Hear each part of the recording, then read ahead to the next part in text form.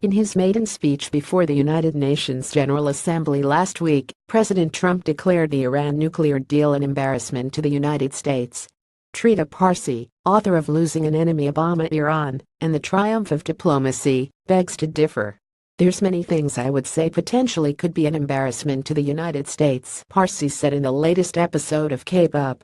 The Iran deal is not one of them. Listen here for more conversations like this. Subscribe to Cape Up on Apple Podcasts or Stitcher. The conflict posed by the looming threat of a nuclear-armed Iran was resolved peacefully through diplomacy without a single shot being fired or without a single angry 4 a.m. tweet being fired, Parsi says.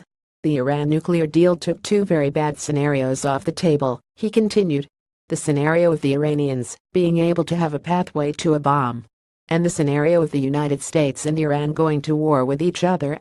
Parsi walked me through the practicalities of the United States following through on Trump's threat to pull out of the nuclear deal. If the U.S. did reimpose the sanctions, the U.S. is in clear violation of the deal, he said. Those sanctions wouldn't be on American companies since not many have any trade with Iran.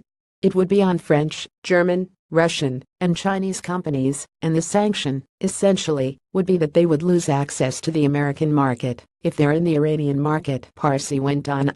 This would be a clear violation, because those nations are now involved in legal trade with Iran, permissible trade. Trita Parsi, president of the National Iranian-American Council, speaks to the Post's Jonathan Capehart on the Cape Up podcast on September 21. Jonathan Capehart, The Washington Post. In all of Trump's bluster about the Iran nuclear deal being one of the worst, most one-sided transactions the United States has ever entered into, it's easy to forget that the agreement is not just between the United States and Iran. The 5 permanent members of the UN Security Council in Germany, otherwise known as the P51, were part of the negotiations and are signatories to the deal.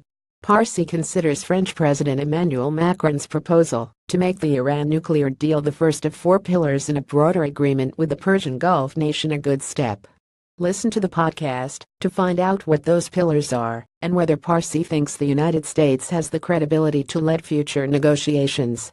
If I were to guess, the way Donald Trump is doing it is the way that a real estate developer in Manhattan behaves.